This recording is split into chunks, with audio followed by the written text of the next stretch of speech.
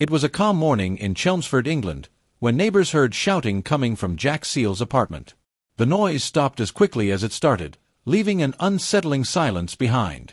Hours later, police arrived and found something that shocked even the most experienced officers. Inside was 19-year-old Ashley Wadsworth, a Canadian who had traveled across the world to be with Jack, the man she thought she could trust and love. How did things go so wrong? What brought Ashley to this heartbreaking moment? As the truth came out, it revealed a disturbing story of love, control, and obsession. Ashley Wadsworth, born on July 25, 2002, in Vernon, British Columbia, Canada, grew up as the younger daughter of Kenneth and Christy.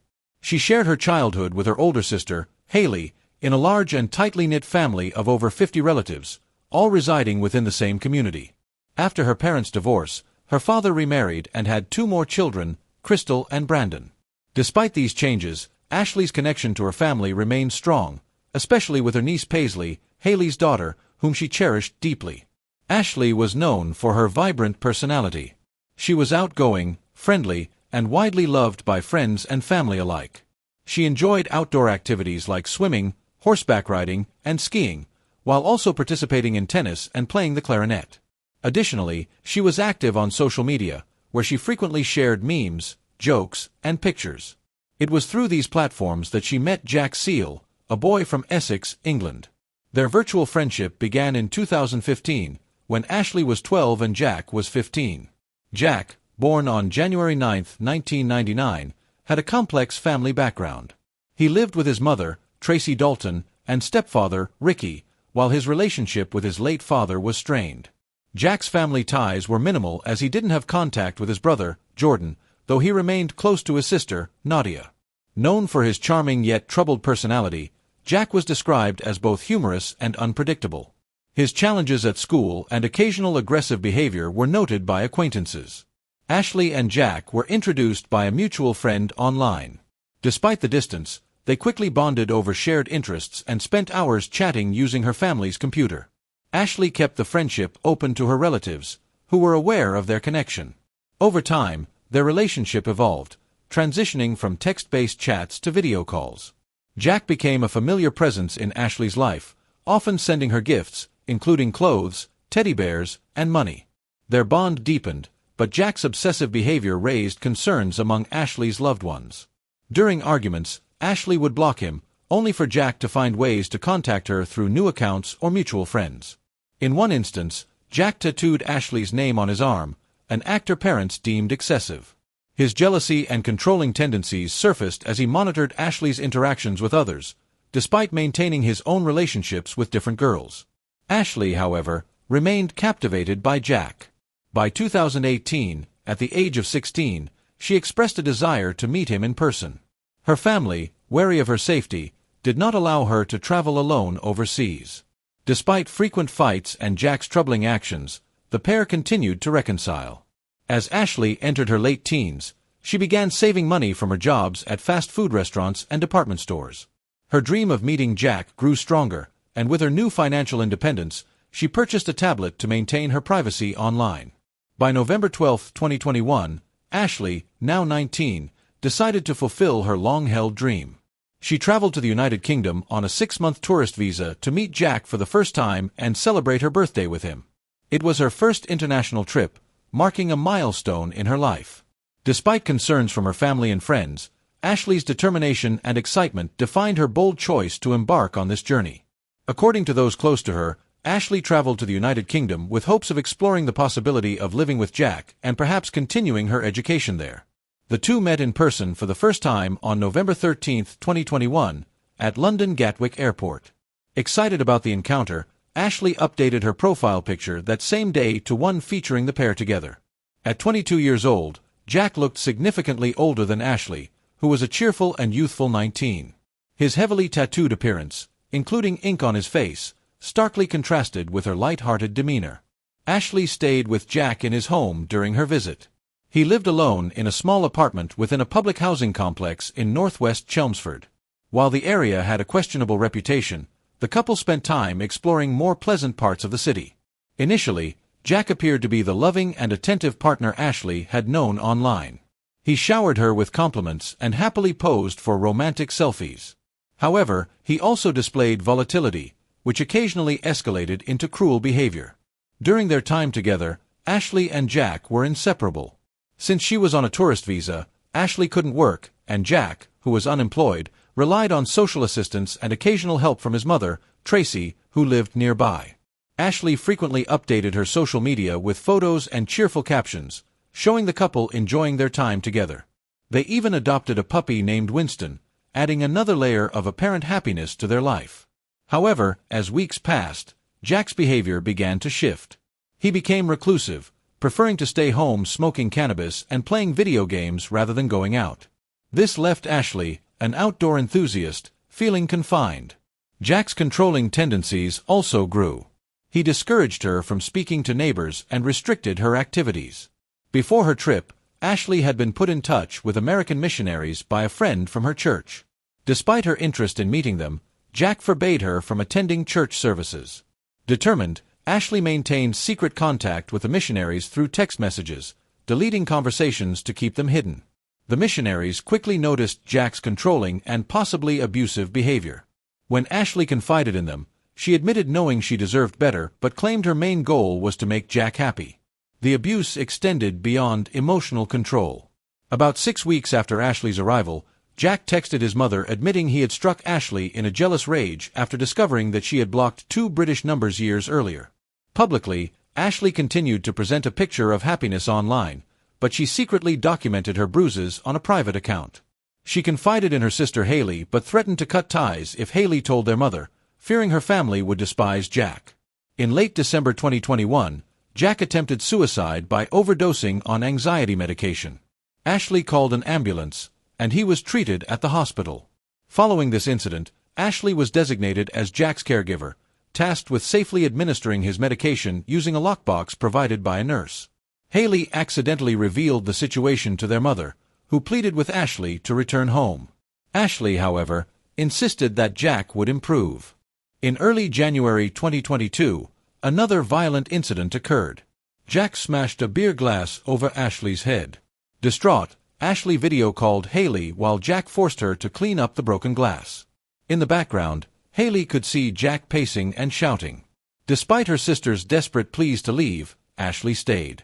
On January 9th, Jack celebrated his 23rd birthday as though nothing had happened, surrounded by family and Ashley. Soon after, Jack's mother and stepfather organized a family trip to Rye, a quiet coastal town, hoping the change of scenery might ease tensions after Jack's suicide attempt.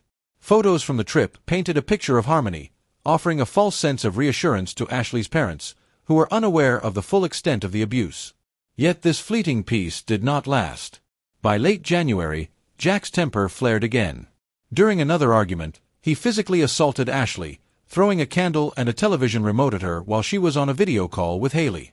Once again, Haley begged Ashley to come home.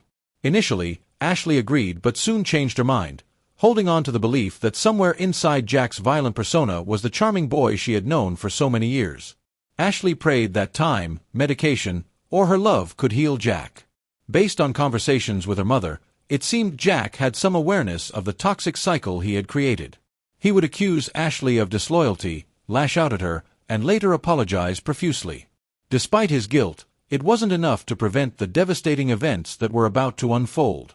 On the morning of February 1, 2022, Jack became enraged again, accusing Ashley of sneaking off to meet others behind his back.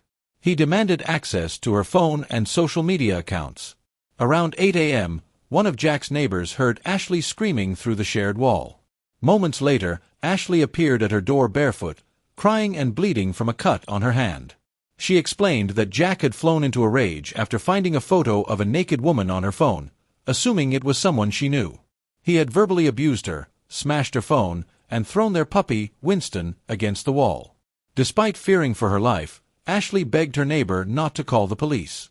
The neighbor reluctantly agreed, but urged Ashley to accompany her to a medical appointment to avoid returning to Jack's apartment. Ashley refused, so the neighbor decided to confront Jack directly. He apologized for his actions and appeared calm, convincing the neighbor to leave for her appointment. Around 9 a.m., another neighbor, Lucy, brought Jack a package that had been misdelivered. Jack barely opened the door, which Lucy found odd but dismissed as typical of his standoffish behavior. Meanwhile, Ashley called her family from Jack's phone. It was midnight in Vernon by this time. Ashley's mother had learned about Jack's abuse after Haley could no longer keep it a secret. Her family immediately booked her a return flight for February 3rd. Ashley told Jack she was leaving in 2 days, and he reluctantly agreed to take her for a COVID test and drive her to the airport. Ashley's mother warned her to go directly to the airport if Jack became violent again, and she warned Jack that she would involve the police if Ashley was hurt. While Ashley's family prepared for her return, Haley reached out to Jack's mother, but she was about to leave for a trip and unable to intervene.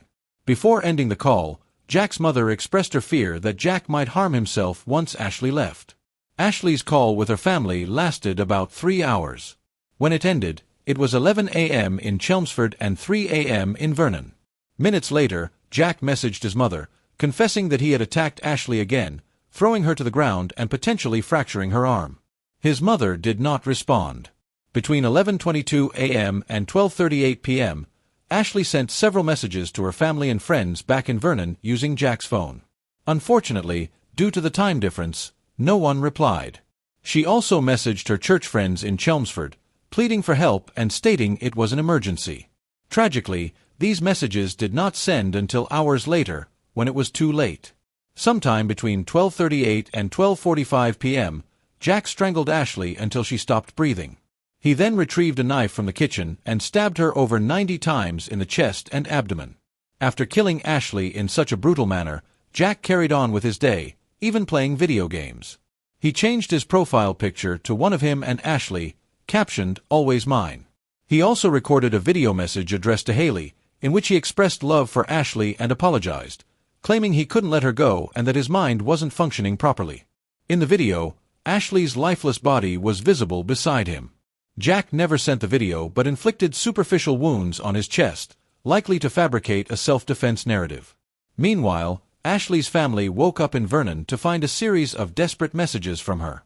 Concerned, they contacted a friend of Ashley's in Chelmsford.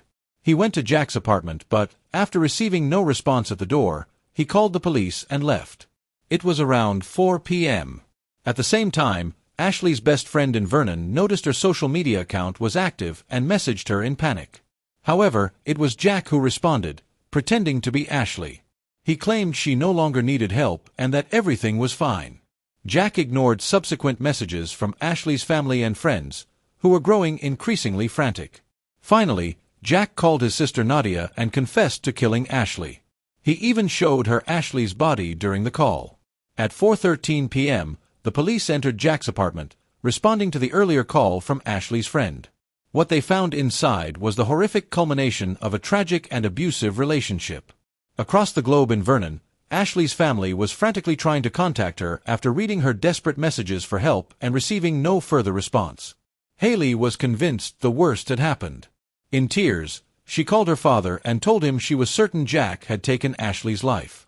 Kenneth contacted Canadian authorities, expressing grave concern for his daughter's safety in England. Shortly after, he received the devastating confirmation from British authorities: Ashley had been killed. Jack was arrested on the spot, covered in blood, and confessed to the crime, claiming he had experienced a psychotic episode. He was sent to Chelmsford Prison while awaiting trial, scheduled for September 7, 2022, at the Chelmsford Crown Court. Toxicology reports showed that Jack had traces of cannabis and therapeutic levels of his anti-anxiety medication in his system at the time of the crime. Psychiatric evaluations deemed him fit to stand trial. The evidence against Jack was overwhelming, including a video he recorded admitting to the crime. Jack pleaded guilty, and the judge informed him that there was only one possible sentence for his actions: life imprisonment. He was remanded in custody until his sentencing hearing, set for October 10th, to allow Ashley's family to attend virtually. However, her parents chose to travel to Essex to be present in person during the hearing. The prosecutor detailed Jack's criminal history, shocking Ashley's parents as they learned the truth about the man who had taken their daughter's life. Jack's criminal record dated back to 2014 when, at age 15, he took explicit photos of a girl he had met online. After the girl ended their relationship, Jack hacked her social media accounts and published the images, leading to a restraining order. Just a month later, Jack violated the order by continuing to contact her online. In the same year, Jack physically assaulted his mother during an argument about his Xbox, pushing her to the floor and tearing a door off its hinges. By March, he had breached the restraining order again, sending the victim another social media request. When the order expired in 2017, Jack contacted the girl within 6 minutes, using similar coercive tactics as he later used with Ashley.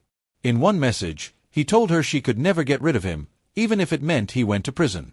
In 2018, Jack's behavior escalated. He served time in a juvenile detention center after cutting his arm and damaging a door when his mother called paramedics. A restraining order was issued to protect his mother, but Jack breached it later that year. In September, he broke into an assisted living facility and received a 21-day prison sentence. By 2020, Jack was accused of false imprisonment, assault, and coercive behavior after locking a woman in his home. Although charges were dropped due to the victim's absence at trial, a restraining order was imposed. Later that year, another relationship ended when Jack became violent and controlling, choking the woman and locking her in his home. She managed to escape, but no charges were filed.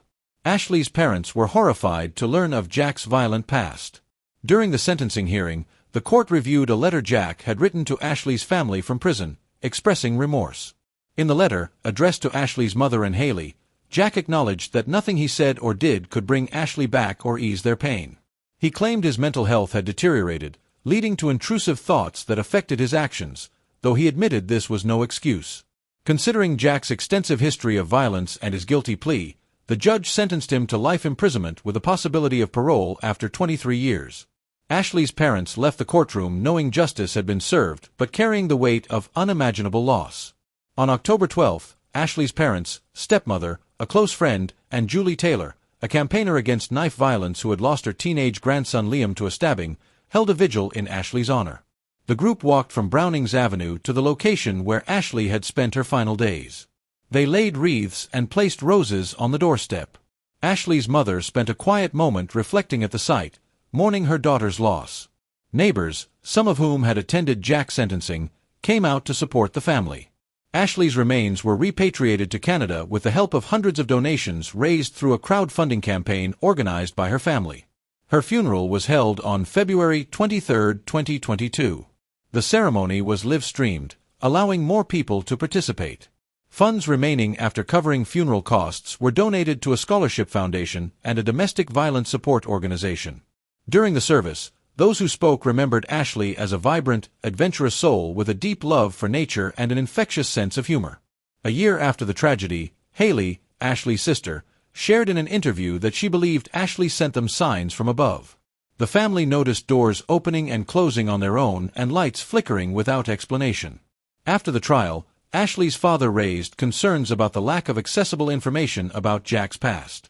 Despite searching his name online before Ashley's trip, the family found nothing alarming. He questioned when the right to privacy should be revoked for someone with a repeated history of violence. In the UK, there is a domestic abuse disclosure scheme known as Clare's Law, named after a victim who was killed by a partner with a history of stalking and threats. The law allows individuals to request information about a person's criminal past and grants police the authority to disclose such information proactively. However, the process can be slow, and disclosure is not guaranteed. Ashley's mother lamented not knowing about this policy, believing she could have submitted a request to British authorities before her daughter's trip. Domestic abuse is a global issue affecting women of all ages, social classes, and backgrounds.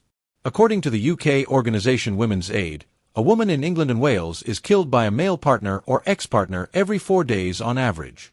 Despite the warning signs that emerged even during Ashley and Jack's virtual relationship, she chose to ignore them and travel to meet him. It's natural to wonder why someone like Ashley would overlook these red flags. Women's Aid explains that many victims remain in abusive relationships for a variety of reasons, often hoping that their partner's apologies and promises to change will hold true. Abuse often begins once a relationship is firmly established, making it difficult for the victim to leave. For Ashley, despite everything, she believed Jack had a good heart deep down. She thought her love could help him change. Tragically, by the time she realized she was wrong and decided to distance herself, it was too late. Thanks for tuning in to Unreal True Crime. If you're intrigued by mysteries from around the world, check out our new channel, Latin Crimes, where we dive into the gripping true crime stories of Latin America. Don't miss out. Subscribe now for more thrilling investigations.